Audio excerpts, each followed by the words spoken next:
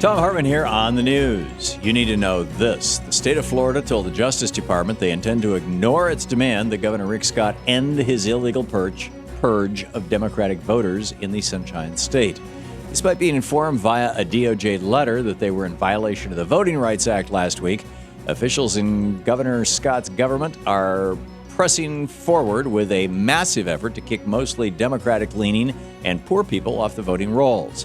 Florida Secretary of State's office responded to the DOJ letter saying, "We are going to continue forward and do everything that we can legally do to make sure that ineligible voters cannot vote," end quote. However, there's overwhelming evidence that legal residents are having their voting rights stripped away in this voter purge. Democratic Senator Bill Nelson has called for an end to the voter purge, as has the Democratic Party chairman in Broward County and the Miami Herald newspaper, which uncovered evidence that most of the voters to be removed from the rolls were minorities and Democrats, very few Republicans. Now, investigative reporter Lee Fong has uncovered a possible connection between the Florida voter purge and major right-wing political donors. As Fong reports, former Florida Secretary of State Kurt Browning, who began the voter purge, previously led a conservative group called Protect Your Vote, Inc., which received a $100,000 check from another organization that receives much of its funding from the billionaire oligarchs, the Koch brothers. Koch brothers are also behind funding to the American Legislative Exchange Council, ALEC, which has churned out numerous statewide voter ID laws to make it harder for Democratic voters to vote. So it's pretty obvious why Governor Rick Scott is refusing to end his illegal voter purge. It's because he no longer thinks he has to answer to the nation's democratically elected federal government. Instead, he and other Republican governors around the nation now answer to the new oligarchy of the United States, billionaires headed up by people like the Koch brothers. In Screwed news, how do you convince a Republican to raise taxes on the rich? Tell them it's to bail out defense contractors. With $600 billion in cuts to the Pentagon, including cuts to lucrative defense contracts, coming down the pike because Congress failed to come up with a deal to cut the deficit last year, Republicans are scrambling to prevent the cuts from taking effect. They're even considering something they pledged to their anti-tax overlord, multimillionaire lobbyist Grover Norquist, that they'd never do, and that's raise taxes. In the Senate, Lindsey Graham is openly talking about closing tax loopholes and increasing taxes on oil companies to prevent defense cuts. And in the House, the chairman of the Armed Services Committee, Representative Buck McKeon, has said he'd support tax hikes to prevent the defense cuts as well. So here's another glimpse into the morality of today's Republican Party.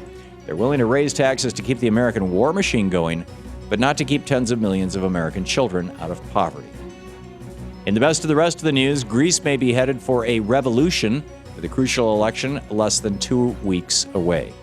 Greek election law prohibits polls from being released 2 weeks before the vote, and the last poll released before the ban takes effect shows the far-left anti-austerity Syriza party with a comfortable 5-point lead heading into the June 16th contest.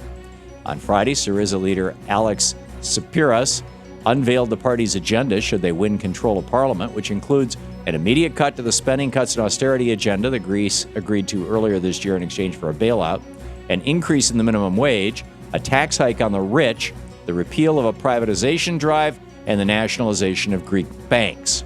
This agenda will likely mean an end to Greece's membership in the Eurozone, but a new chance at rebuilding an economy ravaged by austerity-pushing technocrats and banksters. George Zimmerman, the man accused of shooting and killing 17-year-old Trayvon Martin, is back in Sanford police custody in Florida after his bond was revoked last week. Zimmerman was able to elude any charges in the case for 44 days after the shooting, thanks to Florida's Shoot First law. And a new report by the Tampa Bay Times suggests that Zimmerman will more than likely walk free once all is said and done. As the Times points out, nearly 70% of shooters who claim stand-your-ground defenses end up walking free after trial. This defense has also grown 500% since 2008. And just like in the Zimmerman case, there's a racial bias in the law. 73% of those who claim stand your ground while shooting a black person walked free, whereas only 59% of those who claim stand your ground while shooting a white person walked free. This law is making our communities less safe and handcuffing our criminal justice system. That's what happens when we let corporations and the NRA, working with groups like ALEC, write our laws. And finally, the Romney campaign is going to have a tougher time making untruthful Solyndra attacks now. thanks to a new revelation that, as governor of Massachusetts, Romney also invested taxpayer dollars into a green company that went belly up. In 2003, Romney appeared outside solar company Conarca Technologies, calling for more grants for the renewable energy sector. But after a $1.5 million investment by the state of Massachusetts, Conarca filed for bankruptcy, laying off its entire staff and liquidating all of its assets. So when Romney attacks President Obama for a similarly failed investment at Solyndra, he's also attacking himself. And somehow, right-wingers and even the mainstream corporate press always fail to mention, when reporting on Republican attacks on Solyndra, that program, the finance Solyndra, was started in 2005 during the Bush administration. And Bush's same federal employees recommended Solyndra's funding. And that's the way it is today, Monday, June 4th, 2012. I'm Thom Hartmann on the news.